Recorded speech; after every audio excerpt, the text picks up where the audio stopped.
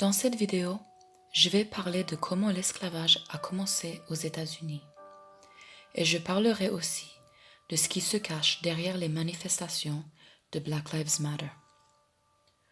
Souvenez-vous, s'il vous plaît, qu'on nous ment constamment. Et il y a beaucoup de choses que l'on doit redécouvrir. Selon les archives coloniaux et à sa propre demande, le premier maître d'esclaves aux États-Unis était un homme noir. Son nom était Anthony Johnson. Les premiers Noirs ont été amenés aux États-Unis en 1619. Anthony Johnson était l'un d'entre eux. Ils ont été amenés comme des serviteurs sous contrat et pas comme des esclaves. Je vous explique la différence. Un serviteur sous contrat était entre un domestique et un esclave. Et bien qu'ils n'étaient pas libres, leur temps de servitude ne devait durer qu'un certain temps. La durée était différente selon les contrats, mais la limite était de 7 ans. Et après ce temps, ils devaient être libérés. Anthony Johnson a été libéré de sa servitude en 1635 et il a été juridiquement reconnu comme en étant un homme libre. Et dans l'année 1651, il était devenu propriétaire d'une plantation de tabac qui faisait plus de 100 hectares. Il a acquis ces terres grâce au système qui permettait aux planteurs de réclamer de la superficie pour chaque servante qu'ils apportaient à la colonie. Et Johnson était maître de 5 serviteurs noirs. Passé un moment, le voisin de Johnson, qui était aussi un planteur, qui s'appelait Robert Parker, avait permis la libération d'un des serviteurs de Johnson. Le serviteur s'appelait John Casor. Casor avait réussi à convaincre Parker de le prendre à travailler pour lui, en lui indiquant qu'il avait déjà travaillé plusieurs années, passé le temps décrit sur son contrat, et qu'il était en train d'être retenu illégalement et contre son gré par Johnson. Johnson, qui refusa cette action, décidait de réclamer à la Cour de justice que Casor lui soit restitué. Et il mentionna à la Cour que parce qu'il était un homme noir, il ne devrait pas être obligé de suivre la loi anglaise. Il parlait de la loi qui obligeait la libération des servantes au bout de 7 ans. Il a aussi demandé que Robert Parker soit poursuivi pour ses actions. En 1655, la Cour a décrété que Anthony Johnson pouvait non seulement récupérer John Casor, mais qu'il pouvait le tenir indéfiniment comme son esclave. Donc à ce moment-là, John Casor est devenu le tout premier esclave légal dans l'histoire de l'Amérique. Et Anthony Johnson, par sa propre demande, est devenu le tout premier propriétaire d'esclaves aux États-Unis. Après ça, la Cour a donné une autorisation qui décrétait que tous les Noirs libres avaient le droit de tenir les membres de leur propre race comme des esclaves. Les Blancs ne pouvaient toujours pas, à ce moment-là, juridiquement tenir un serviteur noir comme un esclave. C'était seulement 15 ans plus tard, en 1670, que l'Assemblée coloniale a passé une loi permettant que tous les Noirs libres, les Blancs et les Indiens avaient le droit de posséder un homme noir comme un esclave. Bien que l'esclavage ait officiellement commencé, il y avait encore beaucoup de Noirs libres et de nombreux propriétaires de terres noires. Le nombre des maîtres d'esclaves noirs a aussi continué à augmenter. Voici quelques-uns d'entre eux. Il y avait Justice Angel et Mistress L. Horry. Chacun d'entre eux possédait au moins 80 esclaves. C'était une quantité énorme quand vous estimez qu'un propriétaire d'esclaves moyen tenait seulement 1 à 5 esclaves. Il y avait aussi Antoine de Buccleuch Jr. Il était le trésorier républicain de Louisiane. De Buccleuch était aussi copropriétaire de la plantation de sucre Cedar Grove. La plantation avait plus de 70 esclaves. Selon l'historien John Hope Franklin, il y avait plus de 3000 Noirs libres qui possédaient des esclaves. Et ça seulement dans la ville de Nouvelle-Orléans. Et au moins 6 d'entre eux possédaient environ 65 ou plus. Le plus grand nombre enregistré qui appartenait à un propriétaire noir était de 152 esclaves. Il y avait aussi William Ellison. Il était le plus grand propriétaire d'esclaves noirs aux Carolines du Sud. Et on disait de lui qu'il avait été un des propriétaires d'esclaves les plus cruels de tout le pays. L'esclavage était devenu un grand problème et les histoires de propriétaires d'esclaves noirs se répètent partout dans les États du Sud. Quand on voit aujourd'hui que le mouvement de Black Lives Matter demande des réparations, on se demande de qui ils veulent des réparations. Tout d'abord parce qu'il y a eu beaucoup d'esclavage interracial, mais surtout parce que personne aujourd'hui ne peut payer pour les crimes qui ont été commis dans le passé.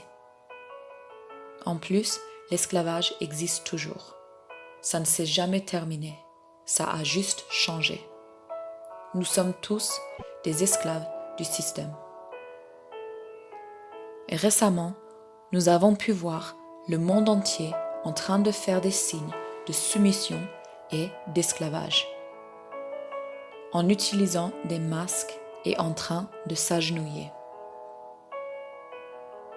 En plus du fait que d'utiliser un masque pendant trop longtemps est dangereuse, c'est aussi la plus grande signe d'esclavage, parce que les esclaves ont été parfois forcés de porter des masques.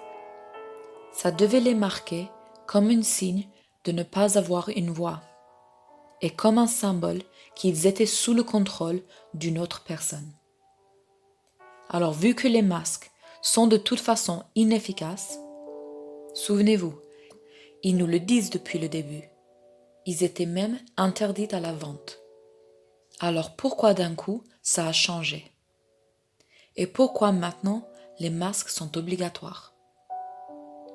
Aujourd'hui, on ne devrait pas accepter d'être marqués comme des esclaves. Si vous avez peur, parce qu'ils sont en train de nous préparer pour une deuxième vague, et ça ils nous le disent depuis le tout début. Quand ça viendra, comme ils l'ont planifié, ce n'est pas un masque qui va l'arrêter. Les masques ne protègent pas contre les maladies infectieuses ou virales. Et s'il vous plaît, les enfants et les bébés ne devraient pas porter un masque. Vous mettez leur vie en danger. Chacun devrait savoir que leur plus grande arme de contrôle est la peur. Dès qu'ils installent la peur chez nous, ils peuvent faire ce qu'ils veulent de nous. Tout ceci est fait pour mieux nous contrôler. Et nous ne voulons pas leur nouveau normal ou leur nouvel ordre mondial. Maintenant pour l'agenouillement, qui est le plus grand signe de soumission qui existe, personne ne devrait s'agenouiller. Quand vous faites ça, vous vous inclinez simplement à vos maîtres. Et si vous dites non, nous ne sommes pas en train de nous soumettre. C'est utilisé comme un symbole de résistance. Ce symbole a commencé quand le joueur de foot américain a décidé de s'agenouiller pendant l'hymne national, en disant qu'il ne voulait pas respecter le drapeau d'un pays qui ne respectait pas les Noirs et les personnes de couleur. Pour tous ceux qui ont un peu de connaissance sur le sujet, on peut clairement voir qu'il couvre sa bouche et qu'il s'agenouille simplement comme un signe de soumission. Il fait ça comme un signe d'appartenance à l'un des nombreuses sectes sataniques qui dominent le monde. Le symbole de s'agenouiller fait partie des rituels d'initiation à la franc-maçonnerie. Ça existe depuis toujours. Ceux qui vont rejoindre les sectes doivent d'abord passer par différents rituels qui promettent leur soumission à leur maître. Et c'est pareil pour chaque personne qui accède à la gloire et à la fortune. Vous devez d'abord passer par eux. Ils sont tous dedans. Ils sont partout. Vous pouvez les voir constamment en train de faire des signes de fidélité, de silence et de soumission. Je suis désolée, mais il faudrait être complètement aveugle pour ne pas les voir. Vous croyez que c'est pourquoi tous ces mêmes signes qu'ils font tous.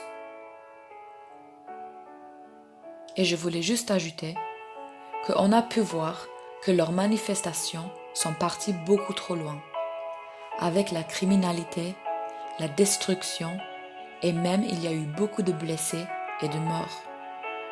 Et après, les différents feux qu'ils ont créés, on dirait des scènes d'après-guerre et des scènes de terrorisme. Je ne sais pas qu'est-ce qu'ils pensent que ces actions vont les apporter. Rien de bon ne peut venir de ça. Ils ne font que détruire leur pays et faire du mal aux personnes qui sont censées protéger. Cette violence et destruction apportera seulement violence et destruction en retour. Et ça vaut pour toutes les manifestations violentes. Malheureusement, ça ne changera rien. Ça ne fera que empirer les choses. Ceux qui tirent les ficelles et qui contrôlent le monde sont les mêmes personnes qui ont commencé ce mouvement. Ils utilisent ça pour nous faire perdre de vue le reste. Je parle de la domination totale du monde. Ils sont en train de le mettre en place. Alors pour essayer de nous faire oublier ce qu'ils font, ils ont décidé de commencer cette guerre raciale. Ça, c'est ce qu'ils ont toujours fait. C'est une de leurs techniques de manipulation mentale. Ils provoquent un problème et ensuite ils viennent comme des sauveurs et promettent de résoudre le problème qu'ils ont créé. Regardez juste qui est en train de profiter de la situation. Moi, je ne crois pas aux coïncidences. Et vous ne devriez pas non plus. Si seulement tout le monde pouvait se rendre compte que nous avons tous le même ennemi. Je parle de ceux qui nous contrôlent et qui nous manipulent tous. Et rien ne changera tant qu'ils sont au pouvoir. Et au lieu de se battre les uns contre les autres comme ils le veulent, nous devrions tous nous rassembler pour trouver un moyen de les arrêter. Parce qu'ils sont notre seul et unique problème. Nous sommes gouvernés par des criminels qui se mettent les uns les autres au pouvoir sans demander notre accord. Ils sont en train de créer des lois qui nous forcent à obéir sans même nous demander notre avis. Et nous passons toute notre vie à travailler pour eux comme des esclaves, en créant du profit seulement pour eux. Il est temps de briser les chaînes.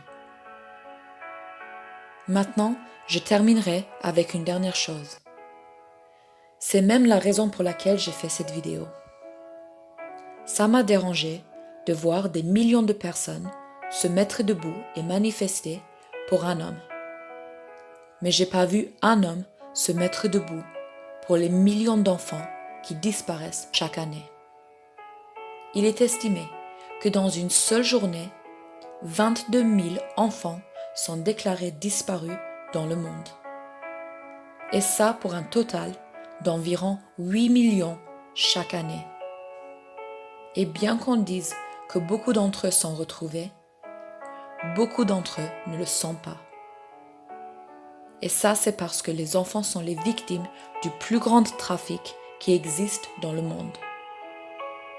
Et le fait de fermer les yeux sur le problème ou de croire que ça n'existe pas, ça ne va pas le faire disparaître. Le problème du trafic d'enfants et des actions antipédophiles devrait être les plus grands mouvements dans le monde entier. On devrait être des millions à se mettre debout pour les enfants disparus, au lieu d'être des millions à genoux pour un homme. It's not that black lives don't matter.